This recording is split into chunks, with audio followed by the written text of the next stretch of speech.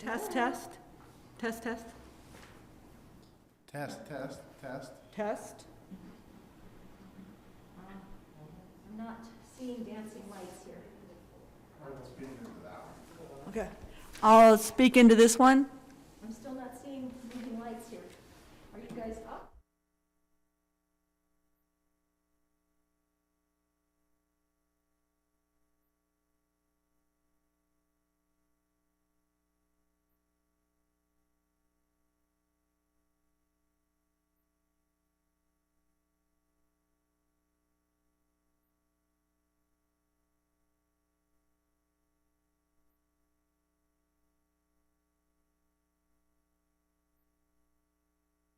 Hey guys. Hey, it's 6 o'clock. Okay. Okay. Right. All right. I think we're good there.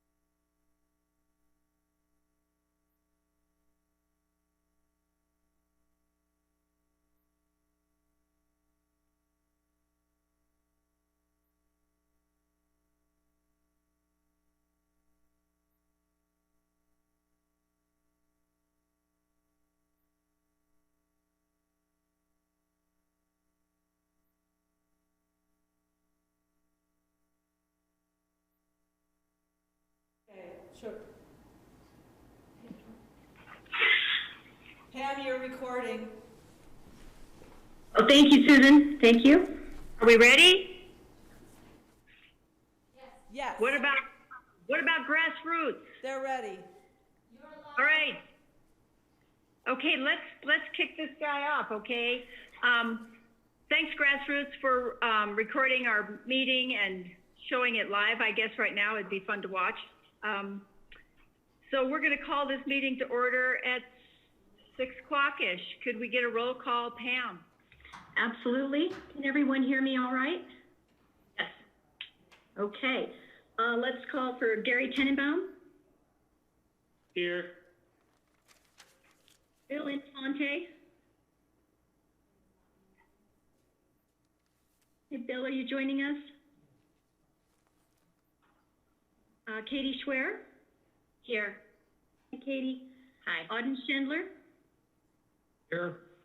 Thank you, Auden. Jennifer Riffle? Present for the last time. Thank you, Jennifer. Ryan Slack? Here. Thank you, Ryan. Jackie Whitsitt? Here. Okay. And one last time, Bill Infante? Is he joining us, Bill? I don't see him. Yeah, not getting a reply. Okay, thank you. Great. Thank you, Pam. You're welcome. Our first item is the consent agenda. It's some minutes and an Arbor Day proclamation. Does anybody have any questions, or is there a motion? And just raise your hand like this so I can just see you. Ryan Slack. I motion to approve the whatever the minutes is, the consent agenda, sorry. Second. Thank you. Do we need to have a roll call on this type of thing? Yes, Jeff. Yes. Roll call on everything. Yep. Okay, Pam, could we please? Absolutely, absolutely. Okay, let's start out with Ryan Slack. Yes. Thank you. Gary Tenenbaum? Yes. Thank you, Gary. Jennifer Riffle? Yes. Thank you. Katie Schwer? Yes. Thank you. Auden Schindler? Yes. Thank you, Auden. Jackie Whitsitt? Yes. Thank you. And Bill is absent. Thank you. Okay. The next item is, comments from the public for items that are not on the agenda. Pam or somebody, could you explain how that works, please? I think Susan has a better handle on that than I Okay. do at this point. Yes. Susan? What we want people to do is if they want to speak during this time, they should email planning@basalt.net or text the cell number, which, Ryan, could you spell it out?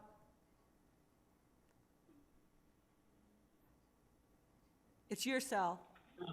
Sure, I got it. The phone number is 970-987-7010. Again, 970-987-7010. Okay, so let's give it a couple minutes, shall we, and see if we get calls?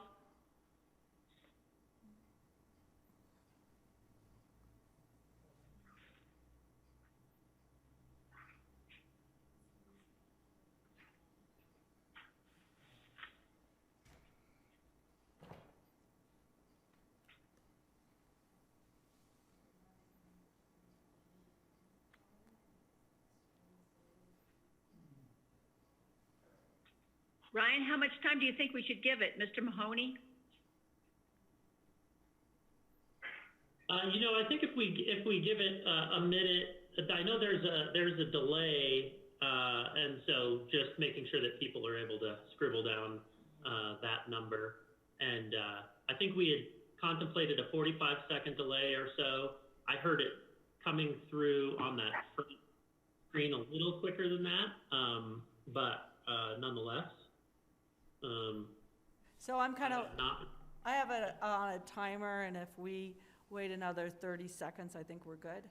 I'll raise my hand when I think we're done.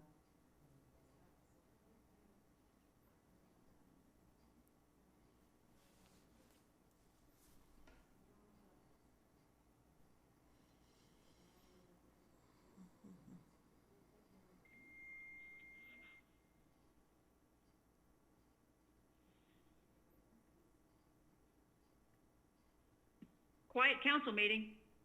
Crickets. Okay, so we're done, and I didn't get any emails.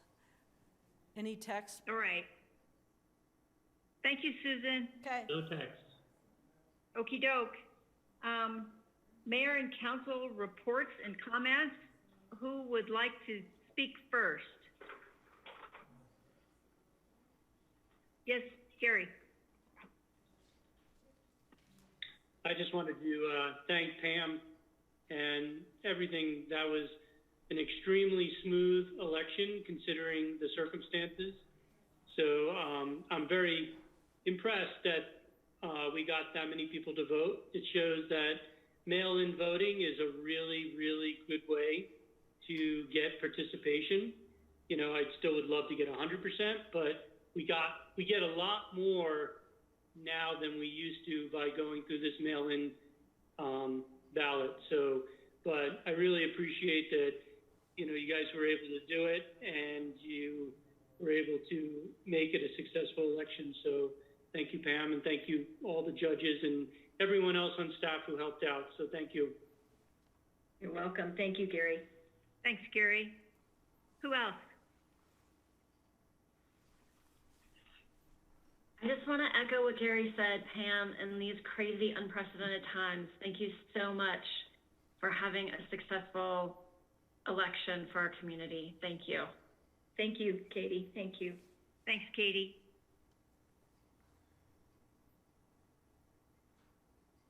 Ryan Slack. I'd just like to extend a thank you to the Public Works Department.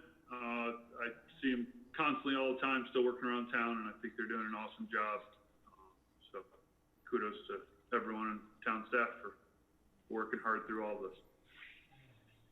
Thank you, Ryan. Jennifer. I'm never going to turn down the opportunity to give a gratitude. And I'd like this one to go out to the entire community for doing your part. Wearing facial coverings, choosing to stay home, just taking care of yourself and taking care of each other the best that we can. And it's such an honor and a privilege to be part of this community. So thank you, everyone. Thank you, Jennifer. Anybody else?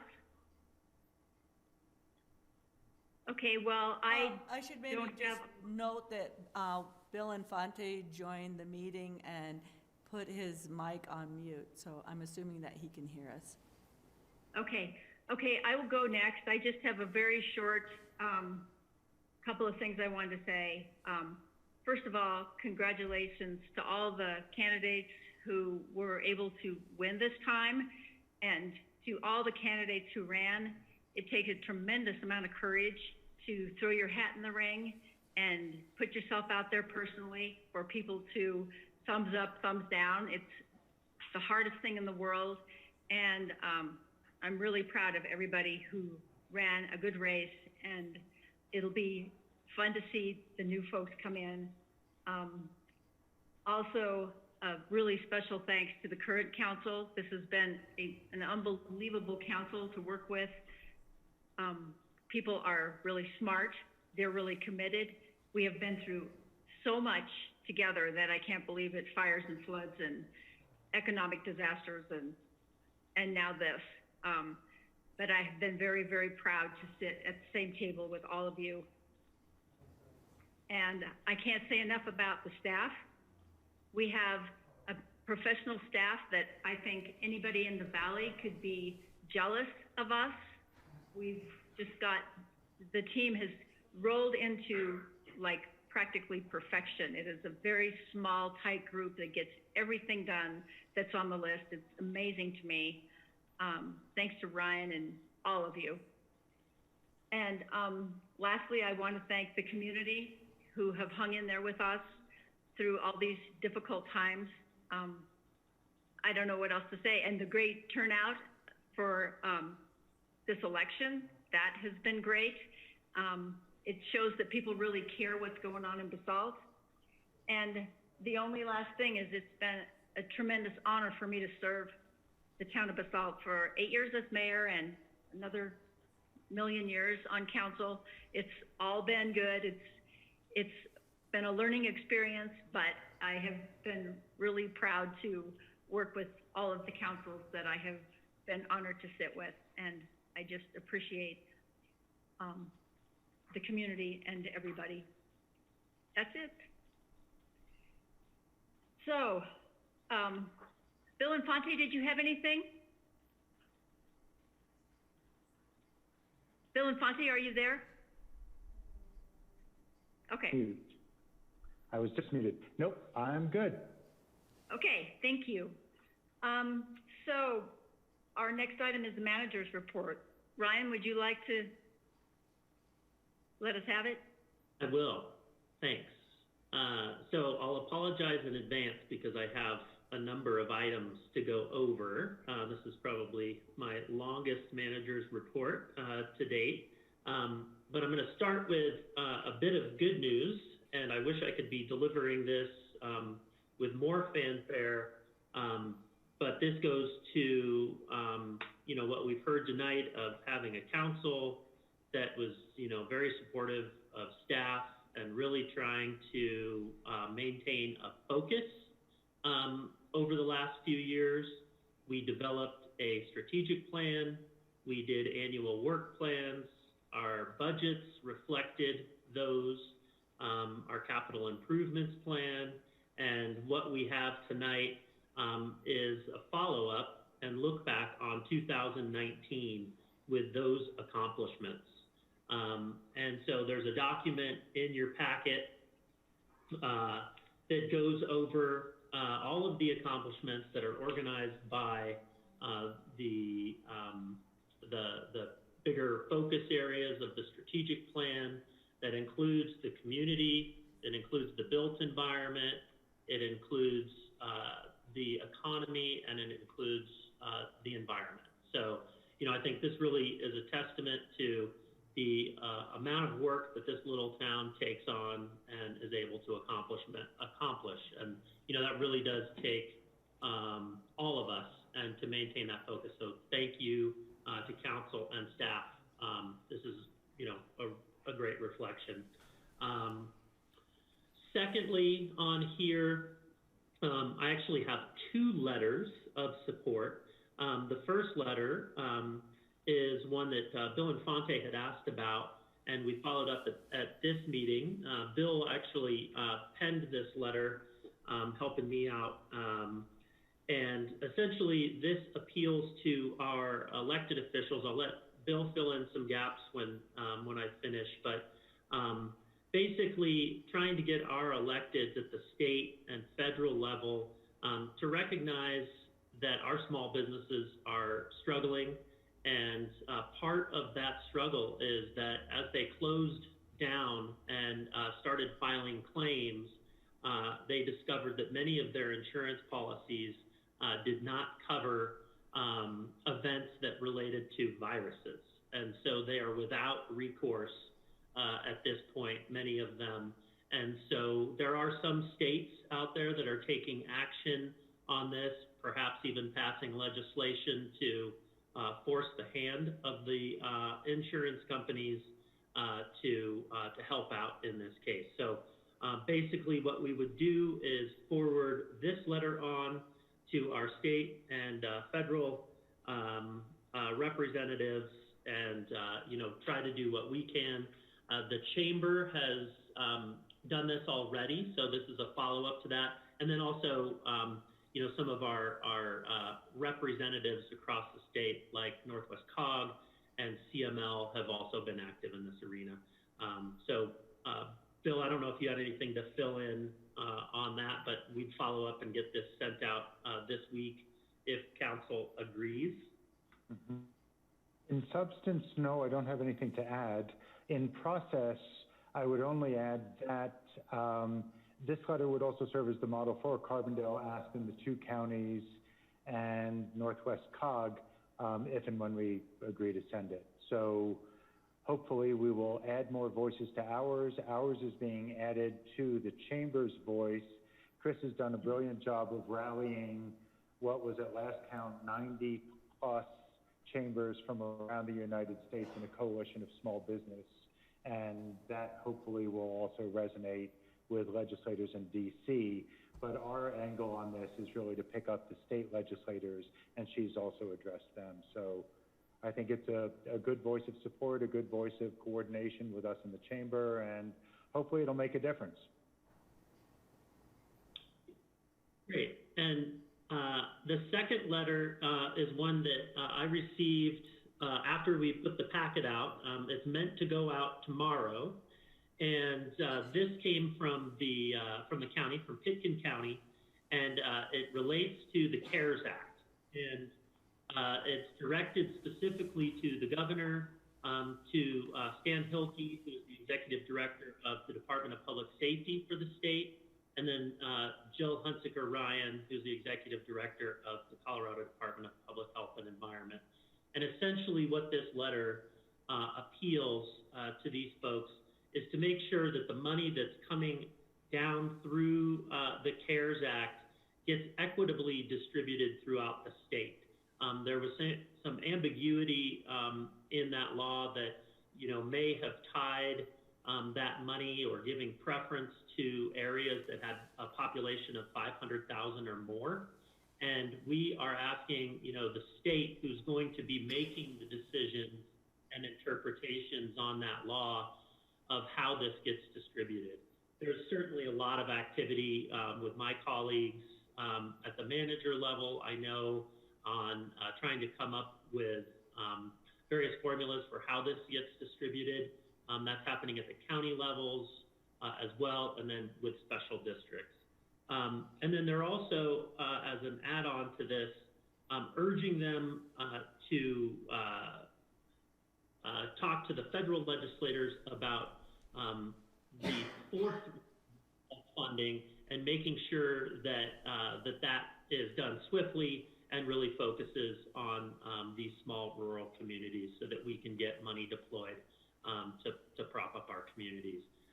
So if you all agree, to this one, we could go ahead and let them know, and we would sign on and be joining Aspen, Pitkin County, and I believe Snowmass Village as well. Ryan, did you want us to take action on that now before you continue? Sure, I would like to just get that direction from you all. Since it's a letter, Jeff, I don't know that I need a roll call on that, just a general nod, but. You don't. I think just a general raise of hands or something else indicating that the council supports that direction would be sufficient. Is anybody not okay with the letters going out or have questions about them? That's good enough, I think. Yeah, okay, thank you. Moving right along, as I said at the last meeting, wanted to give you all an update. We've been very busy as staff over the last few weeks digging into our finances. We're going to be hearing that in detail later on in the agenda. But we have two outstanding contracts that essentially I've given the green light to after being through our finances. One, they actually started yesterday, and that was for our annual Parks and Gardens contract. So these are the folks that we contract with to mow the lawns throughout town, as well as do our gardens and tend to those throughout the summer. We did actually cut back, and we are going to try our best to take some of that on in-house. But we did manage to get $25,000 cut back. So we're at about $160,000 for that contract for this year. I signed it yesterday. We are working with Good Earth. They were great to work with. They really understood the position that we're in.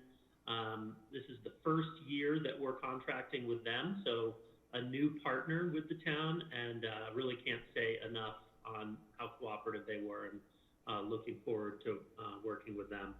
And then secondly, we had our streets contract. So I've been through that as well with a fine-tooth comb, and I think our strategy there, we're going to take it in stages, basically doing our paving first.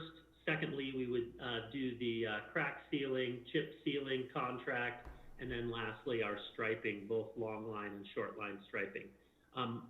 And so I did go ahead and send the first portion of that off today, and we'll be looking at a schedule probably in May or so before those folks can get out.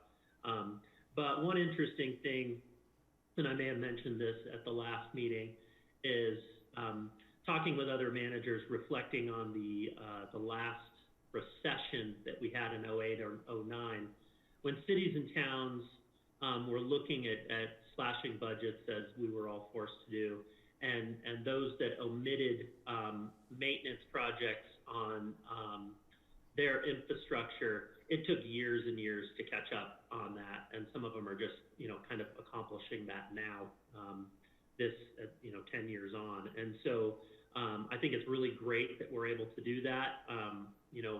Several years from now, if our roads are not taken care of, or we're experiencing, sort of full failure because of our lack of attention to them, it just is more costly. And so I think this is really great. We're able to figure out how to proceed with this project this year. And there are some much needed projects that are included in that. So that's your update there. Also wanted to give you a little update on something that I've been working on regionally with towns that include, Aspen to Parachute, and the scope of this is sort of expanding and contracting, but it really deals with an economic recovery task force, and really the participants have included chambers of commerce as well as staff at this point, and I think we're making good progress. And what essentially amounts to is how are we able to respond both in the short term, midterm, and long term to the financial impacts, as well as other impacts like mental health, and how can we do that best over time? And our what is the government's role? We know as far as different focus areas, we've looked at workforce development, we've looked at tourism, as that's a big part of the economy, small business support across sort of all sectors of small business, construction, obviously in the Upper Valley, that's been shut down, and what is bringing that back online look like? And then looking at individuals and families and sort of getting them back to self-sufficiency. And, this is going to be somewhat of a multi-step process, but I think I was on a call this afternoon for a few hours, and the progress being made is that, hopefully by the end of the week, we're going to identify within these buckets who are some of the players that really need to be at the table. And then it's going to be important that we identify what it is that we're trying to solve and how we go about doing that. What are the objectives for for getting there? And I will say that in doing this, all of our fellow towns and cities are awfully inundated, paying attention to the number of issues facing us with the COVID response.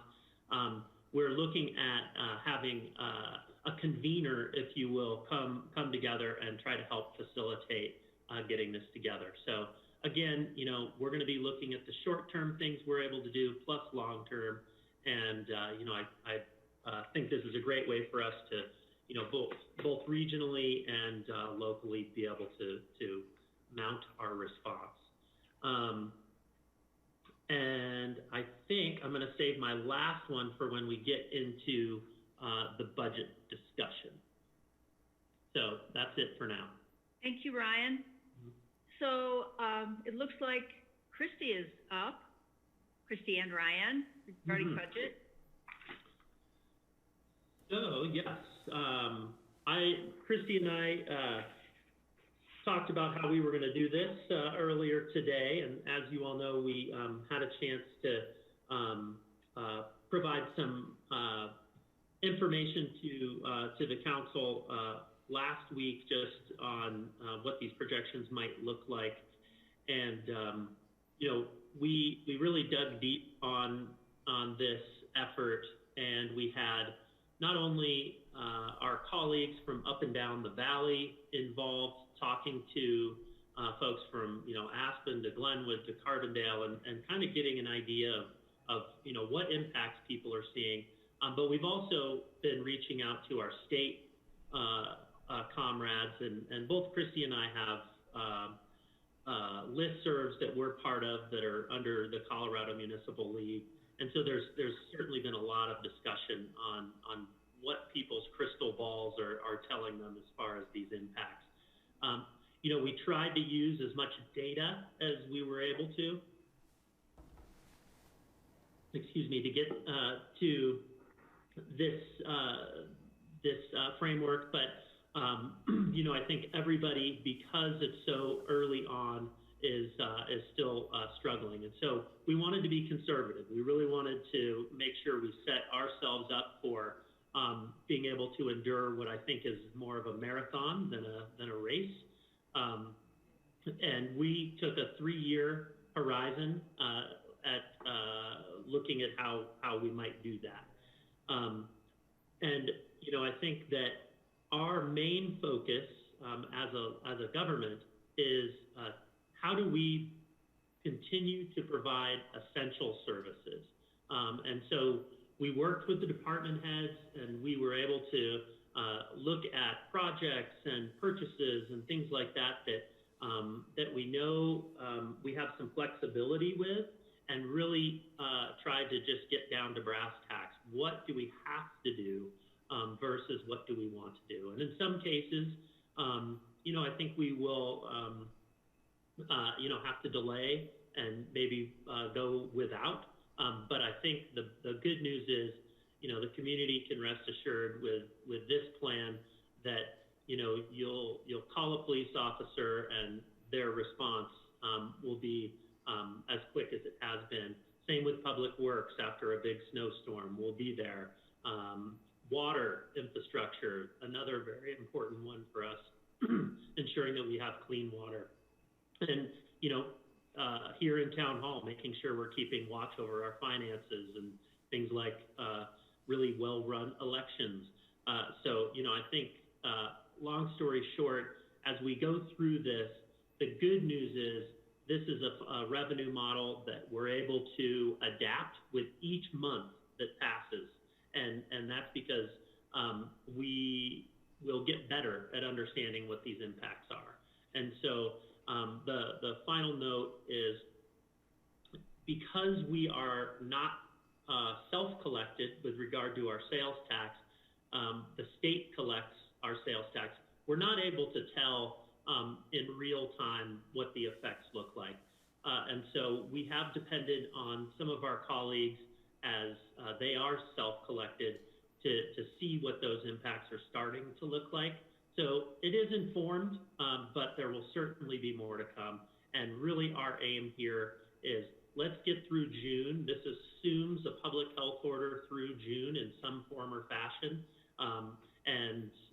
And then we'll be able to really start to get a little better clarity after that. So with that, I'll turn it over to Christy and let her walk through the details with you. Thanks, Ryan.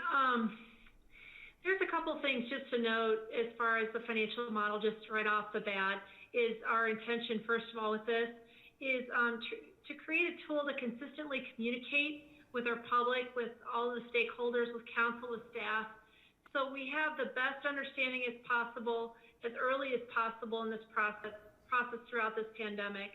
We're hopeful that that's going to continue to build trust and transparency as we have been working on through this past year, and just continue along that same vein. The one thing that we can all agree on with this pandemic is that it's created a lot of unknowns for our community, for our town, and for everybody that is impacted. And so the hope also with this financial model is that we're trying to get that information out as soon as possible in trying to even estimate what it could look like. And we're gonna, as Ryan stated, that we're gonna use this model to be flexible to that as we get additional information out, to change the information as we know it, as it continues to change for all of us.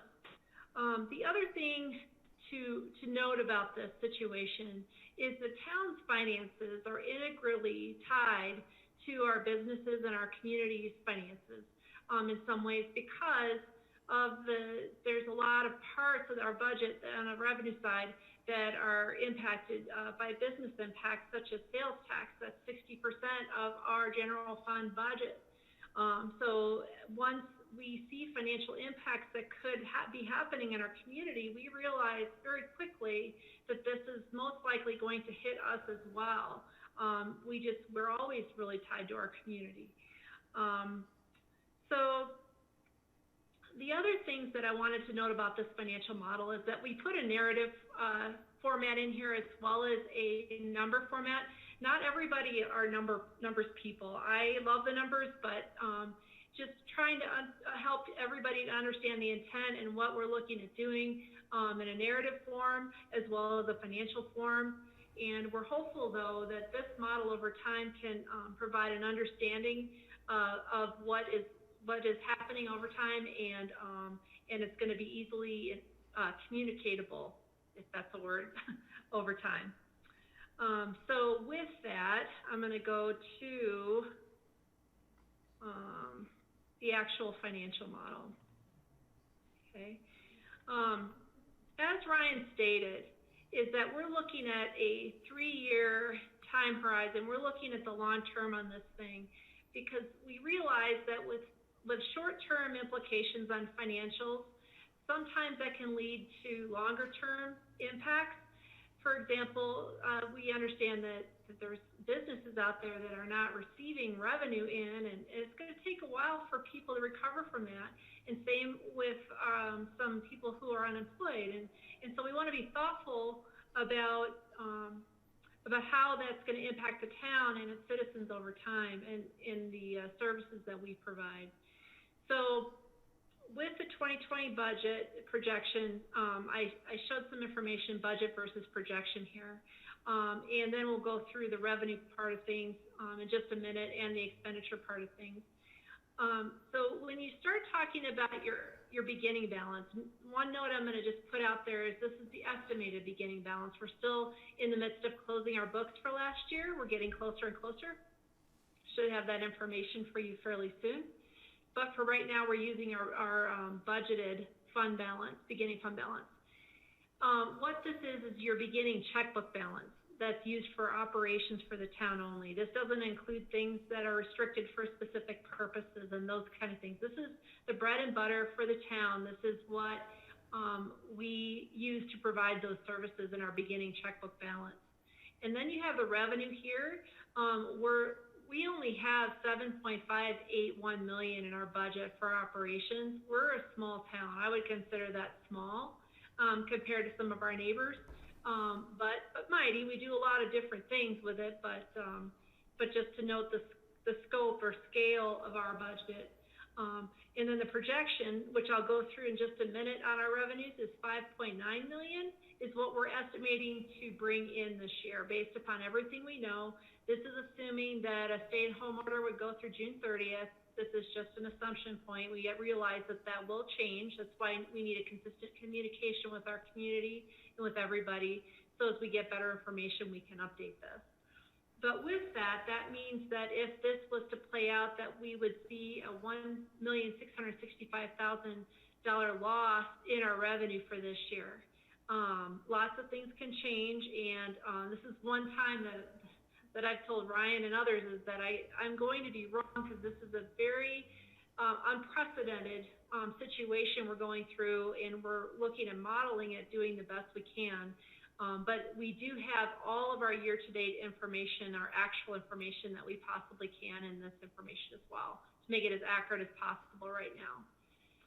So then looking at our expenditures, as Ryan said, is that we're looking to be as proactive as possible. And the reason for that is so that it'll allow a bit more financial flexibility or being nimble to changing information and changing results so that we can continue the community services that need to be provided. So with this first crack at things, we asked department heads to look at all of their budgets and see what could be reduced or delayed right now. And so they came up with approximately $1.18 million in expenditures that could be reduced or delayed for this year. Most of those are delayed costs, and there are some that can be reduced too, down to the essential services provided. We also have included in here a hiring freeze that takes out 2 seasonal parks and streets positions, and a police officer position as well.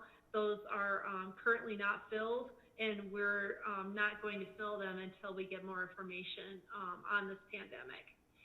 So when you look at the ending fund balance on this, the budget was around $5 million in ending fund balance, and projection is around $4.57 million. That means that we're going to lose about $500,000 this year based upon all these estimates as we know them right now. And then as you see over 2021 and 2022 is that we're still looking at using our ending checkbook balance or fund balance over the next 2 years as well. And our current minimum fund balance requirement is $2.5 million based upon our current policy at the town. So this would dip below that if this played true.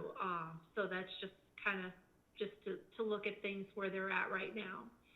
Okay. There's some other notes I put on here. I'll see if there's anything else I wanted to say. At this point, I think I covered everything. Oh, except for the next steps that may be in a lot of people's minds is our restricted funding. Like I said, this is for operational funding only, for our bread and butter. The restricted funding is also very important, but what we're doing right now is I'm finalizing the 2019 year-end balances on those restricted accounts, and we're looking on a case-by-case basis to make sure that we have the funding in the coffers on any restricted funds before we expend the funding. Additionally, we're looking at a lot of those funds to see how we could help support the changing needs of the community, as Ryan mentioned earlier as well. So, so that's our next step. Okay. So with that, I'm going to get into the financial model itself. Okay, just bear with me for 1 second. I'm going to try to get as much as I can on the screen here for everybody to see. Okay, here we go. Okay. And if somebody can't see it on their screen, let me know. So the first thing we did is we looked at all of our revenue sources by account. So, for example, property taxes, general sales tax is a big one for us. And we put our historical information in there so everybody could see, okay, this is what we've received in over time, to have one base point or benchmark, excuse me, that we could use. And then we also used the 2020 budget. So the 2020 budget is the most important part of this that kind of drives the whole thing. Is we took that 2020 budget and then we did a bunch of analysis based upon all the information we know with our colleagues and with everybody we've talked to, all we know to date with the June 30 stay-at-home order that would still be in effect. And we came up with estimated percentages reduction for each one of our accounts. If it's a negative number, that means that we would anticipate an increase based upon our year-to-date numbers. There are a few of them, but not very many. So using those percentages and those estimates, then we came up with our projection, which is in the second column over from the right. And that's where we came up with our projection numbers. And then you could see the far right column. It tells how much funding that has been reduced on the projection compared to budget. So for example, in our general sales tax, we're looking at a 15.2% decline at this point, or $695,000 loss in our general operation budget only on that line item. So that just gives you an example. I'm going to go through a lot more on sales tax in a minute, so bear with me on that one, but that's just so everybody can read the report and understands it. Okay?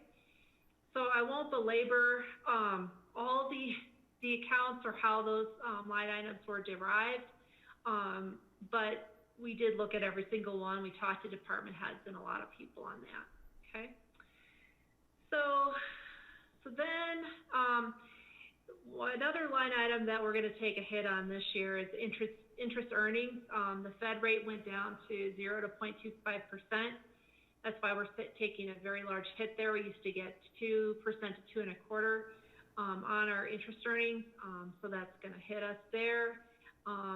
There could be some impacts on utility bills. Excuse me, this number here, this $225,910.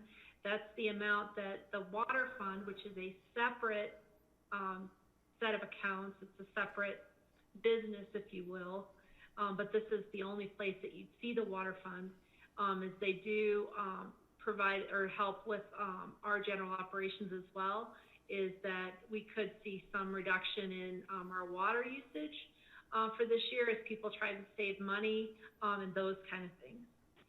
Okay. And then there's a couple, there's a couple accounts on the top that I just, from our restricted funding that impact our operations I put on the last page there as well. So then, so now we're getting into our sales tax model. I'll take questions at the end, if that's okay. Okay. see if I can. Okay, that might be a little too small. I'm gonna try to make it a little bigger.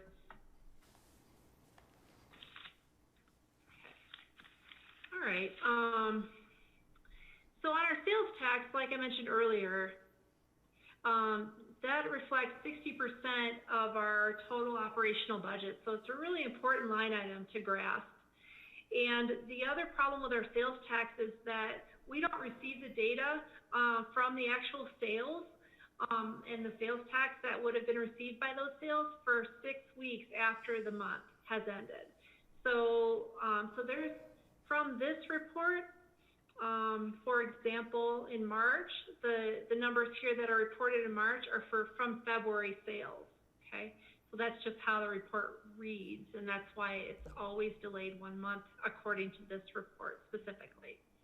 But when you look at this gray line here, to the left of the gray line is our actual numbers. Those will not change. And we saw a 17% increase year over year on those actual numbers, mostly because of the online sales tax that's now being generated. And so that's helped the town year to date. So that's the positive news. So that's why when you look at our negative 15.2% as far as a reduction in our general fund, that our year-to-date sales tax from January through March have helped to buoy that number for this year because our January through March sales were positive. So then you get into the projected numbers, April through December. And the way these numbers are derived is for each one of these industries, we looked at those specifically to look at the percentage of sales tax that was collected in each month for each one of those industries for the last 3 years and average that. So we could look at seasonal fluctuations because the timing does matter when it comes to sales tax. And then what we did is we estimated a percentage reduction for each one of those sectors. And that information is subject to change, but we're doing the best we can to capture that as accurately as possible. But it still is a scientific guess. So then when you get to all that and calculate it out, that's where you get to this 15.2% decline. So when you look at the total numbers, the $5,544,000, that includes the Parks, Open Space, and Trails sales tax post, which is 1% of the number collected of the total broken out, and then also your general fund there, okay? And so the percent reduction from year 2019 to 2020, if this was to play out, would be 17.5%. So going into the next page, this shows the actual percentages that we used of decline. And as you could see, because remember this information is always 1 month in delay of when the sales tax or when the sale is actually taken place, is that the most heavily impacted months are May, June, and July because our stay-at-home was April, May, June, according to this, these assumptions we used for this model. And then from there, we're hopeful for a steady and slow climb back up over the month. It's going to take people time to recover from this event, most likely. So that's why we showed it in that manner. And then the next couple of pages is the actual sales tax report for March. If anybody has any questions on that, I will take them, but I just showed you the summary, so that's where we're at there. Any questions?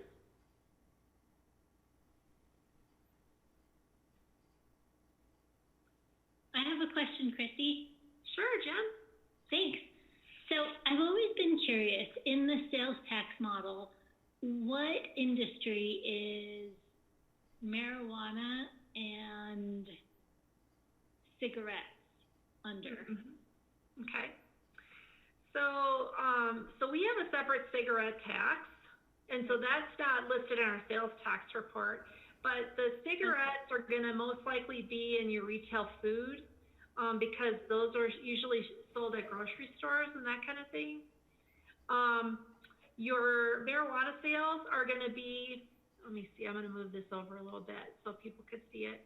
In your other sales tax category, so in the other sales tax, because I can't break down marijuana sales specifically because there's only a few vendors, so that I can't legally do that.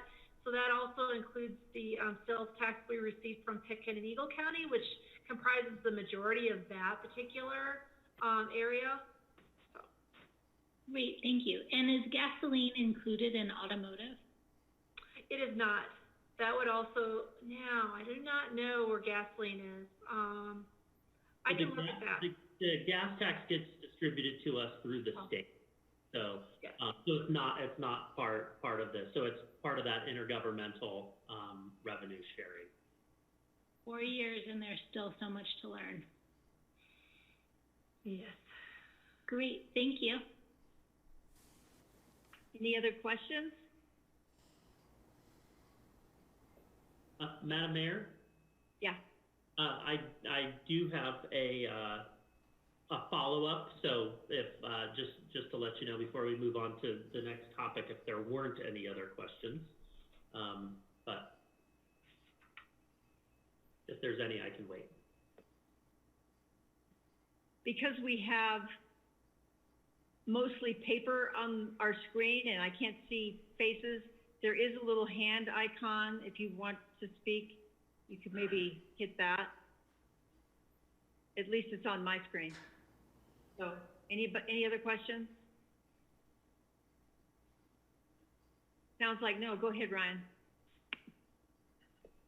Okay. So one of the things I wanted to make sure that I covered in here, and it's really a proposal to council and something that I think is related to ultimately the task force that I talked about is, I've heard some feedback on, well, Aspen has put up $5 million and, the Pitkin County's put up $1 million and, why isn't the town at the table with some money to provide for community members?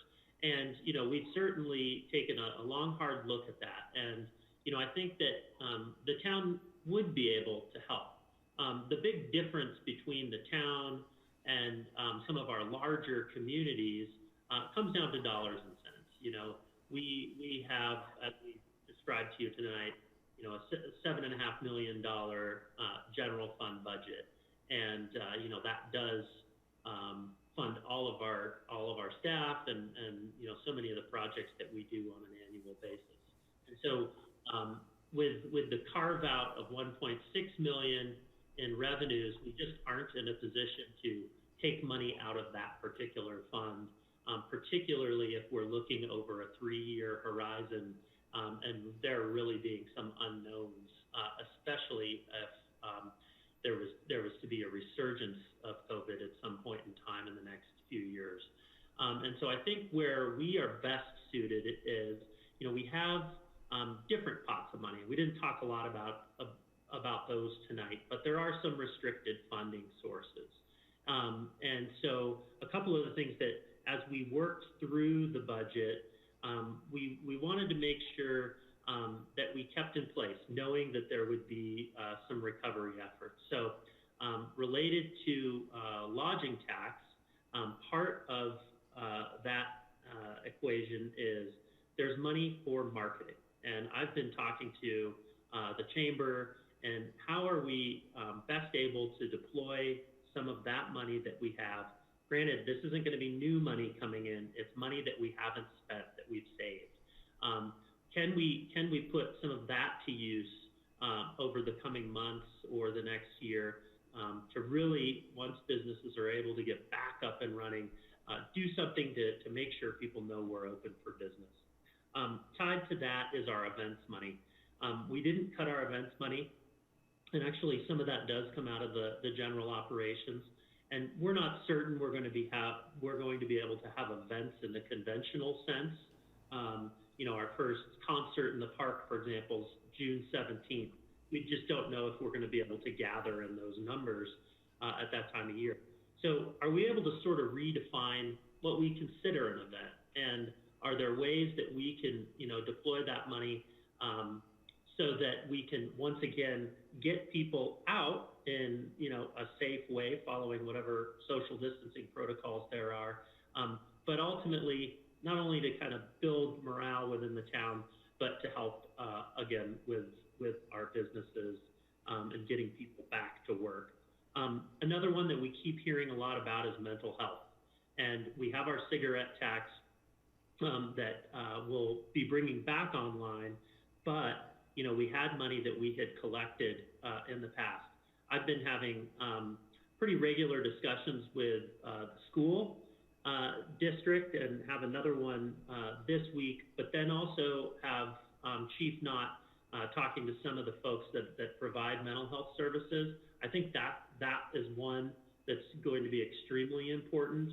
And we know that as a community, we struggle with that even on a good day. And so, I think with added stresses and whatnot, how can we put that to use to, help our community in that front? So I think that one would be a good one for us. And then daycare. Daycare was another one that we did not cut. We've supported daycare. We carved out a bit from that pot, but there have been discussions with that daycare, the coalition that exists on how to best deploy the money, and maybe looking at changing up the way that we do funding to try to free some money up for direct support of families.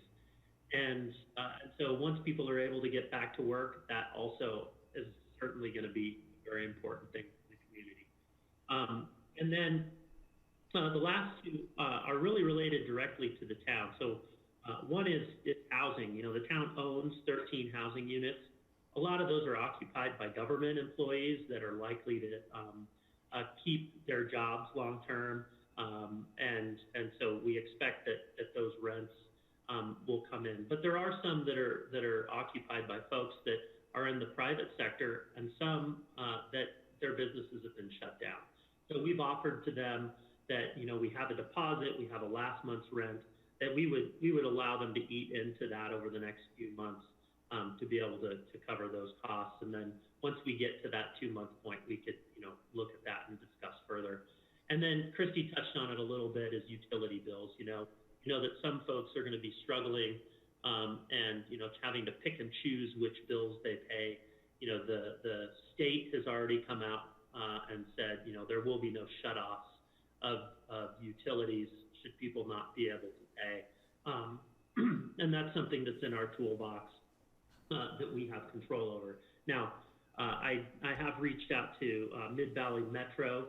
So the entire Willits area is served through Mid-Valley Metro. They're not going to be shutting people off, but we don't have control over that. But Bill Reynolds over there has expressed that to me. And then, excuse me, I'm doing way too much talking tonight.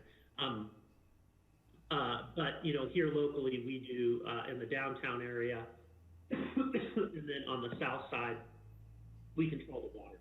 And so it would be those utility bills that we have a little more control over.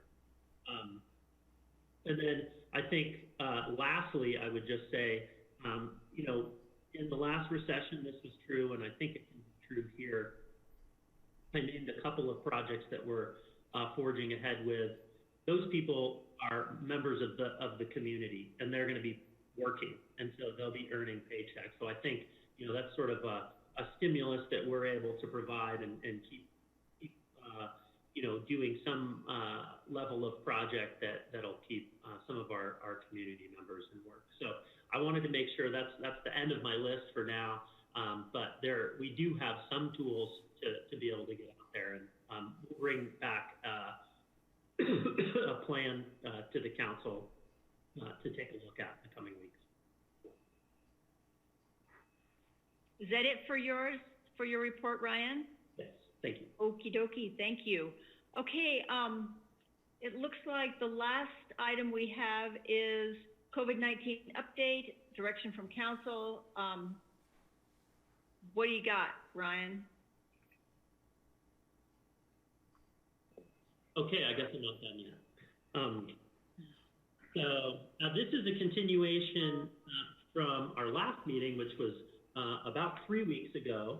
And, I thought I would just, I got some feedback from council members on the 2 different public health orders that we have. So, obviously we have both Pitkin County and Eagle County.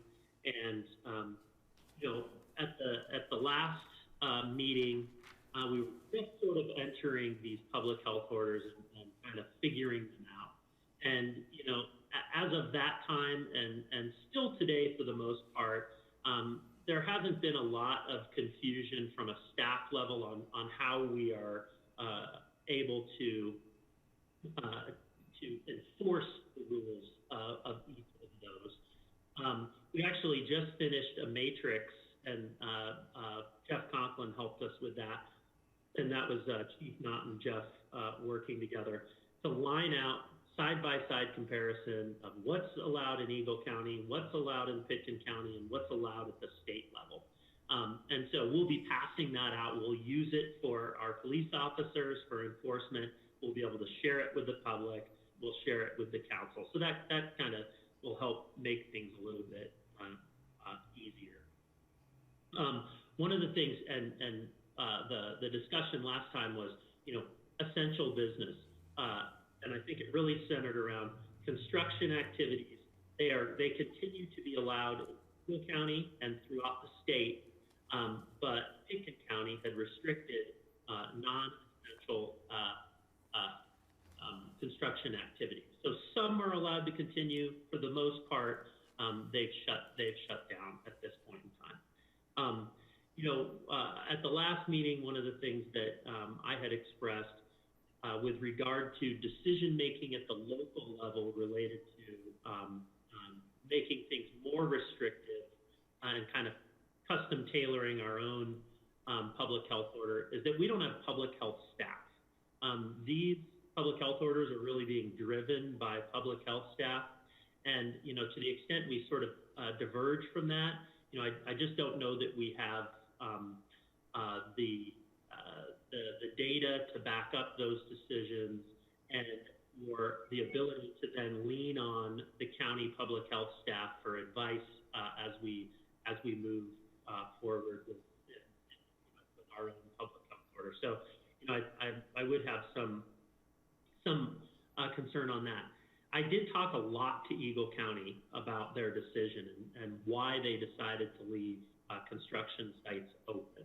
And for them, theirs was really a data-driven decision. Eagle County started off doing a lot more testing than did Pitkin County. At this point in time, they're up to 400 and some tests. And when they took a look at the data from those tests, they saw that the spread that was happening, wasn't. They didn't find a hornet's nest with construction activity. That what they've seen now that we're 4 weeks on, and we have access to that data, the public does as well.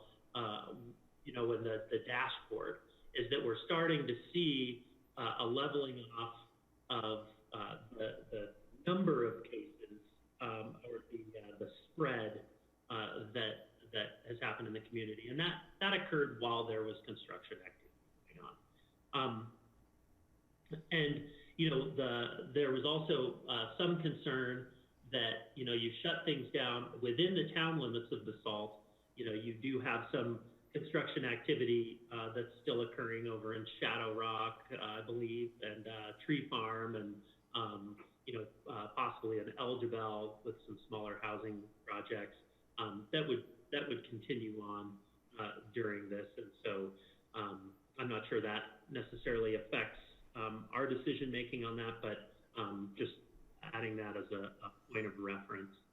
And then just some new information that I have for you is that the counties are starting to discuss next steps at this point. And so how do we start to unravel the public health orders and start, slowly but surely bringing people back into some level of normalcy? certainly not going to happen overnight. But I think the goal is that, you know, in defining what are the safe activities that we're able to do, and how do we ensure that that gets done. And so to the extent we do go down a road of making more stringent rules with regard to construction, by the time that gets into place, we may start to see some relaxing of those public health orders. One of the things that Pitkin County had done when they put that in, it was approximately just shy of 2 weeks before all of the construction sites got shut down, because they don't just shut them down overnight. There's sort of a process with doing that. Excuse me. And so we've got that out there, and I really don't have great data on what that looks like and the time frame for that unraveling, but I would suspect that in Eagle County, we could start seeing some of that in the near term. And I know that Eagle and Pitkin, I got word today, are in very close communication on what they're going to do, and they would like to try to align those as closely as possible.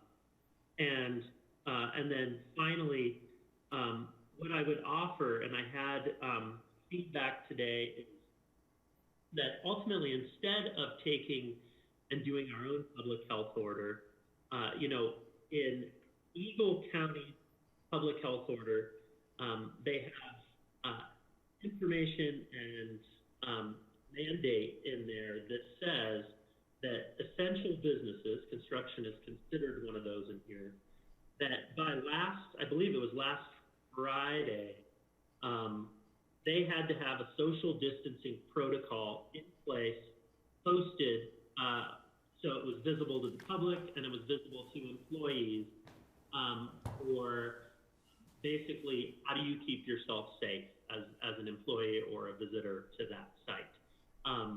And that was something that we have the ability to enforce locally.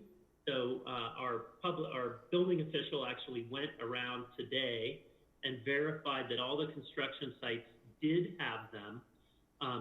And then I also, at the staff level, something we have greater control over is when we issue building permits, we can add mandates to those building permits. And so, for example, another building permit was issued today, and we addressed carpooling, because I know I've heard that that's of issue, certainly, as, you know, hey, if you're having people ride in cars together and then they get out in social distancing, get back in the cars, you know, what good did that do? And so we're able to address that, and I will say that Eagle County did have some protocol as to if you are driving in a car together, here are steps to take. You know, you need to be masked, you need to have the window down to the extent you can when it's cold, and make sure you're wiping down, you're using hand sanitizer. But what we are seeing is a lot of cooperation from the construction sites at this point. I did ask Rick, and I got an echo from Chief Knott that they are seeing folks, contractors wearing masks now, whereas a week ago, 2 weeks ago, they may not have been regularly. So that in a nutshell is sort of what I know so far, and you know, if council has some further direction for staff on that, you know, we're happy to take it, and I'll leave it at that for now, Mayor. So Ryan, thank you for that information. I think since last time we met, my concerns have been much relieved, both from RAFTA and from this whole construction issue in Eagle County, with the fact that RAFTA has really crunched down on numbers of riders, being masked. I think they have hand sanitizer everywhere. So that was a huge step for them. And I think that the construction side of it has taken those kind of steps as well. And I think as long as we ensure that people are masking in these like 4-person construction vehicles and at the job sites when they're working close together, I think I feel pretty good about it. I mean, and I look at the numbers every day of Eagle County versus Pickens County, and I know it's got to be about testing because Eagle County is over, 500 and going up 60% every day still, and Pickens got nothing. So something's up with the numbers. I think that there is a lot that is related to testing, no doubt. I also, because I was asked the last time, I checked with the hospitals, and the Vale Hospital, the Glenwood Hospital, and the Aspen Hospital, with the latest data that I had, which is current, was that they were holding their own as far as available beds. So there wasn't, they weren't being overrun as the fear was if we didn't put in social distancing protocols. And I did reach out also to the hospital in Rifle earlier today just to see if I could get some info. I wasn't able to get with the CEO there, but it seems to me that the social distancing is really what they're attributing to sort of our success locally, and I think it's a matter of just keeping the screws tightened until we're sure that we have the ability to do better testing, the PPE, so that healthcare workers can protect themselves, and then ultimately that'll what will lead to our ability to have a little bit more of our freedoms back. Right. Does anybody else have any comments regarding the COVID-19 issue? Questions, comments? Brian, I think you've done a really, really good job. I know you've been on the phone with people all day, every day, working very regionally on this issue because it's kind of like a river, I always say. It doesn't stop at the town boundaries. So I think we've become more aggressive throughout the region. I don't know about way down valley, but throughout this area, mid and upper valley, than we were when we last met. So definitely. I think that's all I have, unless anybody's got a burning desire. Why are you coughing all the time, Ryan?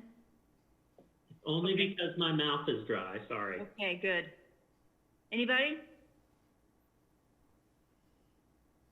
Seems like this is our last hurrah. We're kind of fizzling out as leaving council members. But still, it's fun. One more bite at the apple, 2 weeks from now. One more bite of the apple. Okay, going, gone. We're going to be adjourned. Thank you. Thanks. Thank you, everybody. Thanks, Love everyone. you. Love you. Bye-bye, be safe, be Thanks, well. everyone. Take care. Good night. Good night, everybody.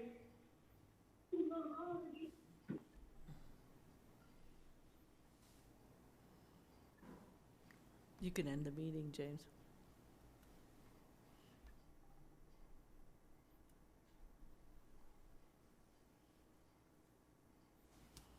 Goodbye.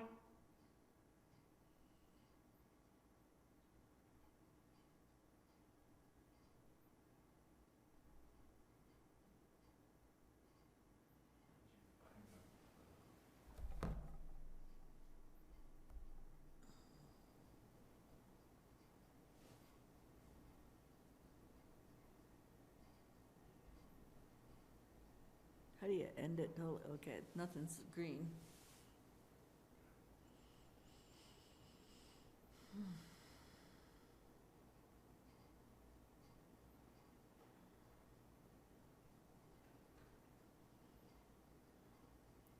I meant to come in when